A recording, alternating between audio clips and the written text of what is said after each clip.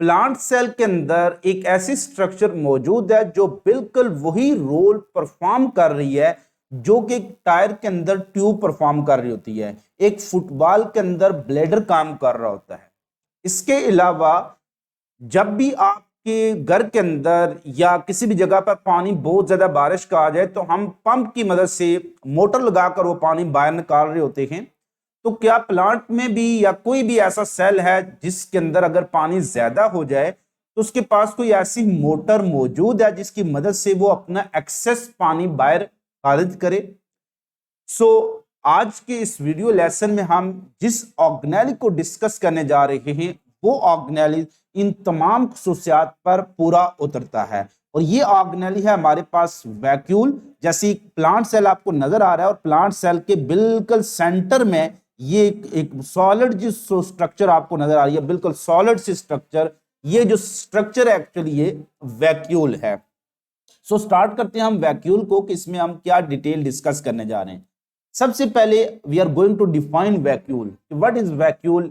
हम आपको short question आ जाता है डिफाइन वैक्यूल या व्हाट इज वैक्यूल। यहां से एमसीक्यू पूछा जा सकता है कि single membrane bound empty bags in cell are referred as vacuole. ये छोटे छोटे एम्प्टी बैग होते हैं जिनको जरूरत के मुताबिक भर दिया जाता है, कभी पानी के साथ, कभी वेस्ट के साथ और कभी यूजफुल कंपोनेंट के साथ। तो इसको हम वेस्ट बिन या स्टोरेज बिन ऑफ सेल भी कह सकते हैं। तो व्हाट इज वेस्ट बिन या स्टोरेज बिन ऑफ सेल? तो वो क्या होगा? That is actually vacuole. तो ये छोटी सी थैली है, सिंगल मेम्ब्रेन बाउंड है, जिसके अंदर प्लांट या कोई भी एनिमल सेल अपनी एक्सेस को स्टोर कर रहा होता है। ऑकरेंस कहां पाए जाते हैं? ये एमसीक्यूज आपसे पूछा जा सकता है। Vacuole are found in animal and plant cell. तो बोथ प्लांट और एनिमल सेल में आपको मिलेंगे। जब भी कोई चीज बोथ प्लांट और एनिमल में डिस्कस हो रही हो तो इसके लिए वर्ड यूज हो सकती है ऑल यूकैरियोटिक सेल। हम कह सकते हैं कि vacuole are present in all eukaryotic cell, लेकिन हम ये नहीं कह सकते कि vacuole are present in all cells, क्योंकि ऑल सेल में प्रोकैरियोटिक सेल भी आ जाते हैं। ऑल यूकैरियोटिक सेल में वैक्यूल आपको मिल जाएंगे। However they are large and abundant in plant cell. Most abundant ये वैक्यूल किस में होते हैं? वो प्लांट में होते हैं और वो लार्ज भी होते हैं। And occupy a major portion of the cell volume. तो in case of plant cell major portion of the cell volume is occupied by vacuole. But animal cell में कौन सा ऐसा ऑर्गेनेल है जो मेजर पोर्शन को या ज्यादा स्पेस ऑक्यूपाई करता है? वो न्यूक्लियस होता है। तो in animal cell major space is occupied by nucleus, जबकि प्लांट सेल में major space is occupied by vacuole. ये एक एडाप्टेशन है। लोकेशन में हम देखें तो प्लांट में हमेशा सेंट्रल वैक्यूल होता है। ये बड़ा इंपॉर्टेंट इसका की कैरेक्टर भी है कि कोई भी बायोलॉजिस्ट है, if you are working in a lab and you are studying and observing a cell with a large central vacuole, this cell will be a plant cell। तो प्लांट सेल की ये की फीचर है कि हमेशा plant cell के में centre में आप देख सकते हैं एक लार्ज सेंट्रल वैक्यूल है। तो cell with large central vacuole are actually plant cell. लेकिन एनिमल सेल में चूंकि सेंट्रल मेन जो चीज होती है न्यूक्लियस ही होती है, तो वैक्यूल साइड पर होता है। तो प्लांट सेल में यूजली एक ही large single large central vacuole होता है जो कि बहुत से छोटे छोटे वैक्यूल से मिलकर बना होता है। बट अगर हम कहें कि which one is a central organelle of cell, central organelle of cell nucleus ही होता है। Clear? Central organelle of cell nucleus ही होता है। न्यूक्लियस का मतलब ही सेंटर होता है। न्यूक्लियस ऑफ एटम आप देखते हैं वो भी सेंटर में होता है। तो nucleus mean centre of the cell. अब लेकिन चूंकि प्लांट में ज्यादा इंपॉर्टेंट काम सपोर्ट का हो रहा होता है तो इसलिए सेंट्रल वैक्यूल बना दिया जाता है और वैक्यूल इस न्यूक्लियस को पेरिफेरी की तरफ धकेल रहा होता है। So peripheral vacuole is present in animal cell और central vacuole are present in plant cell. Why plant vacuole is central? Because it has to provide support। अब हम देखते हैं कि जो प्लांट के अंदर वैक्यूल कैसे बनते हैं। तो प्लांट में जब एक प्लांट सेल इमेच्योर होता है, अभी नया नया बना है, माइटोसिस के जरिए नया नया प्लांट सेल बना, तो उसमें बहुत से छोटे छोटे स्मॉल वैक्यूल होते हैं। और उस वक्त न्यूक्लियस भी क्या होता है, सेंट्रल होता है। तो प्लांट सेल में न्यूक्लियस एक्चुअली सेंटर होता है शुरू में, और छोटे छोटे वैक्यूल बहुत से होते हैं, स्मॉल वैक्यूल। होता यह है कि बाद में ये स्मॉल जो वैक्यूल होते हैं ये मिलते हैं और एक लार्ज सेंट्रल वैक्यूल बना लेते हैं, और न्यूक्लियस साइड पर पुश हो जाता है। तो therefore in plant this they are formed by combining of small vacuole, coalescence होती है, इनकी फ्यूजन होती है। तो fusion of many small molecule give light to large big central vacuole. तो ये कब होता है, during the growth and development of plant. Growth and development में ज्यादातर जो इलांगेशन के बाद मैचुरेशन फेज होता है, एलोंगेशन और मैचुरेशन फेज में, वहां पर वैक्यूल सेंट्रल आ जाता है। तो जब सेल डिवाइड कर रहे होते हैं, अपने डिवीजन फेज में होते हैं, तो उस वक्त वैक्यूल छोटे होते हैं और पेरिफेरल होते हैं। लेकिन जब वो अपनी एलोंगेशन और मैचुरेशन फेज में पहुंचते हैं, तो उसके बाद वैक्यूल सेंटर में आ जाता है और ज्यादा स्पेस ऑक्यूपाई करता है, और यही वैक्यूल हेल्प करता है प्लांट को इलांगेट आने में, क्योंकि ये पानी अपटेक कर लेता है by the process of osmosis.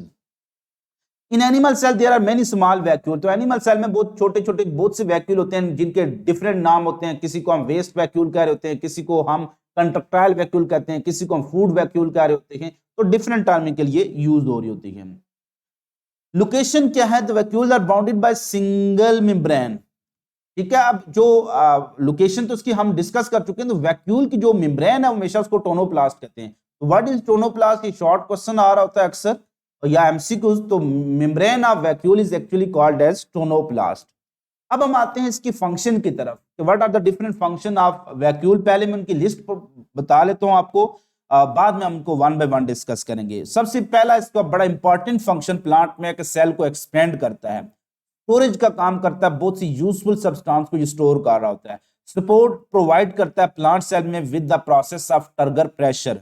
Digestion में हेल्प कर रहा होता है, बिल्कुल फूड वैक्यूल एंडोसाइटोसिस या फैगोसाइटोसिस के जरिए बन रहा होता है। और ऑस्मो रेगुलेशन में कंट्रक्टाइल वैक्यूल काम कर रहा होता है। इसके अलावा एक्सक्रीशन में आप देखेंगे, प्लांट में जब हम एक्सक्रीशन पढ़ते हैं तो प्लांट अपने वेस्ट प्रोडक्ट को हमेशा वैक्यूल में स्टोर कर रहे होते हैं। तो वैक्यूल जहां पर एक्सक्रीशन में रोल प्ले करता है, ऑस्मो रेगुलेशन में भी रोल प्ले करता है, और साथ ही साथ सपोर्ट भी प्रोवाइड कर रहा होता है। अगर आपसे शॉर्ट क्वेश्चन आ जाए, short question in list various function of vacuole, तो इसमें आपने सिर्फ लिस्ट प्रोवाइड करनी होती है, सिर्फ इनके नाम लिखने होते हैं। यही चीज एमसीक्यू में आ सकती है, which one the following is a role of vacuole.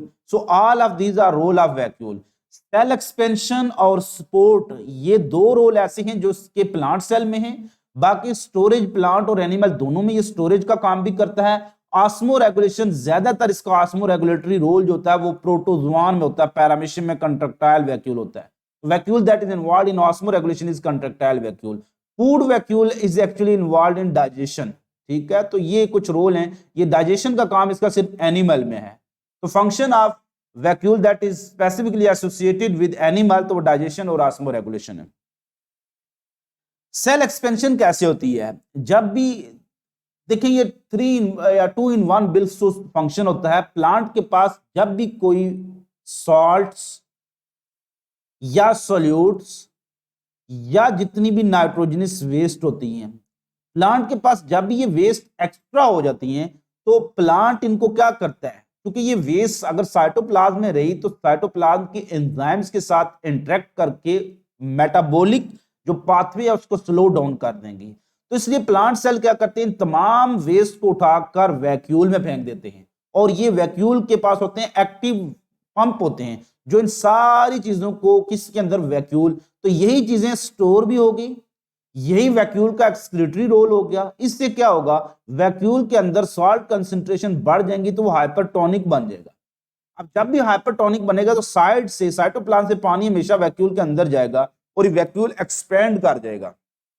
So in this way, vacuole always keep its fluid hypertonic so that water enter into the vacuole through the process of endosmosis, और vacuole expand करेगा, it exert pressure on the cell wall, और cell wall चूंकि rigid है so ये support भी provide कर रहा होगा। तो ये मल्टी फंक्शन इसका होता है, स्टोर भी कर रहा है, एक्सक्रीशन में भी रोल प्ले कर रहा है, क्योंकि एक्स्ट्रा मटेरियल को, नाइट्रोजनस वेस्ट को वो साइटोप्लाज्म से जुदा करके अपने अंदर एक वेस्ट बिन की सूरत में उसको थैले के अंदर पैक कर रहा है। इस तरह से ये जो वेस्ट होती है वो नॉर्मल साइटोप्लाज्मिक जो मैकेनिज्म है या उसके एंजाइम्स हैं, उसके पाथवे या उसके बायोकेमिकल रिएक्शन के साथ इंटरेक्ट नहीं करती, उनको इंटरफेयर नहीं करती। So these are the site for the storage of water. पानी को बहुत ज्यादा स्टोर कर रहे होते हैं। इसके अलावा बहुत सी यूजफुल जो सब्सटेंस होते हैं वो वैक्यूल के अंदर स्टोर हो रहे होते हैं। बड़े यूजफुल सब्सटेंस डिफरेंट किस्म के वैक्यूल अपने अंदर इनको स्टोर कर रहा है। Cell product are metabolic intermediate also stored in vacuole. कोई भी सेल का प्रोडक्ट है जो एक्स्ट्रा हो गया या कोई मेटाबॉलिक इंटरमीडिएट है, सेंटर में किसी मेटाबॉलिक रिएक्शन के दरमियान में कोई प्रोडक्ट बन रहा है, तो वो भी आर्जी तौर पर वैक्यूल में आप स्टोर कर सकते हैं। सपोर्ट बड़े डिटेल में मैंने इसको एक्सप्लेन कर लिया। तो vacuole provide turgor pressure, turgidity, rigidity यानी सख्त कर लेता है। जैसे आप देखिए इस प्लांट को, गौर करें स्लाइड पर, ये गमले पर ये जो प्लांट है बड़ा मुरझाया हुआ है, लेकिन ये प्लांट बड़ा फ्रेश है। कैसे ये मुरझाया हुआ और कैसे फ्रेश है, इसमें रोल एक्चुअली सपोर्ट का ही है। होता यह है कि इस प्लांट को पानी की कमी का सामना करना पड़ा। This plant face dehydration. जैसे डिहाइड्रेशन होगी तो ऑस्मो रेगुलेशन में क्या होगा, पानी उसके सेल में से बाहर रिलीज हो जाएगा, सेल में से पानी निकल जाएगा। तो सेल में पानी किससे आया, वैक्यूल से। तो वो क्या हो जाएगा, वो वैक्यूल फ्लैसिड हो जाएगा, लचकदार हो जाएगा और वो श्रिंक कर जाएगा। तो जैसे ही जब भी प्लांट को पानी की कमी का सामना करना पड़ता है तो वैक्यूल में से पानी बाहर निकल जाता है। जैसे गुब्बारे में से हवा निकाल दें तो गुब्बारा क्या हो जाता है, कोलैप्स कर जाता है। ऐसे ही जब भी प्लांट को पानी नहीं मिलेगा तो उनके सेल में से पानी बाहर आ जाएगा, वैक्यूल कोलैप्स कर जाएगा। इसको कहते हैं विल्टिंग, कि प्लांट मुरझा गया। वैक्यूल के फ्लैसिड आने से प्लांट मुरझा जाएंगे। लेकिन जैसे ही उसमें आप पानी वापस देंगे प्लांट को, तो पानी जैसे उसको मिलेगा, पानी किसमें जाएगा, वैक्यूल में। वैक्यूल एक्सपेंड करेगा, exert hydrostatic pressure on sale wall, तो प्लांट को वापस सपोर्ट मिल जाएगी, वो हरा भरा हो जाएगा, वो निखर जाएगा, वो सीधा खड़ा हो जाएगा। तो so loss of water wilting हो सकती है, और जब भी गेन ऑफ वाटर होगी टर्जिडिटी हो जाएगी। तो इफ वैक्यूल इज टर्जिड तो प्लांट को सपोर्ट मिलेगी, वैक्यूल फ्लैसिड हो गया तो प्लांट मुरझा जाएंगे, विल्टिंग होगी। डाइजेशन है फूड वैक्यूल, इसको हमने इससे पहले बड़ा डिटेल में डिस्कस किया हुआ फूड वैक्यूल को, कि जब भी कोई सॉलिड पार्टिकल गेट एंट्री करता है इनटू द सेल, तो वो इन एक उसके इर्द गिर्द क्या प्लाज्मा मेम्ब्रेन की इनवेजिनेशन बनती है। इनवेजिनेशन के बाद वो कोई भी फूड मॉलिक्यूल, कोई भी चीज जो सेल के अंदर क्या हो रही होती है, फैगोसाइटोस हो रही होती है, वो क्या बन जाती है, फूड वैक्यूल। तो फिर इसके साथ प्राइमरी लाइसोसोम मिलता था और सेकेंडरी लाइसोसोम बन जाता है। So food vacuole are actually formed as a result of, these are the product of endophagocytosis या phagocytosis. Phagocytosis always lead to the formation of food vacuole. ये चीज MCQs में आपसे पूछी जा सकती है कि phagocytosis of a food particle result in formation of food vacuole. Contractile vacuole, जब हम बात करते हैं बिल्कुल अमेबा की, पैरामीशियम की, तो अमेबा और पैरामीशियम क्या होता है, उसके सेंटर में यहां पर एक ऐसा वैक्यूल होता है जिस वैक्यूल के पास कंट्रैक्ट और एक्सपेंड करने की जो एबिलिटी होती है। तो ये जो वैक्यूल होता है किसके अंदर, प्रोटोजोन के अंदर। This vacuole may contract, it act as a water pump, ये पानी के पंप के तौर पर काम करता है। So these contractile vacuole act as water pump. They actively pump water outward, and in this way they result in maintaining constant level of water within the cytoplasm. This process is called osmoregulation. So यहाँ तक हमने detail discuss किया कि what is a vacuole, what are the function of vacuole, और एक बहुत important इसके function है जिसमें से act as a waste bin, storage bin, help in excretion, support, osmoregulation, storage. तो ये बड़े इसके काम हैं। उम्मीद करता हूँ आपके लिए ये आज का लेक्चर बड़ा हेल्पफुल साबित हुआ होगा। अपना बहुत ज्यादा ख्याल रखिएगा, खुश रहिएगा, खुश रखिएगा, दुआ में याद रखिएगा। फिर मिलेंगे चलते चलते।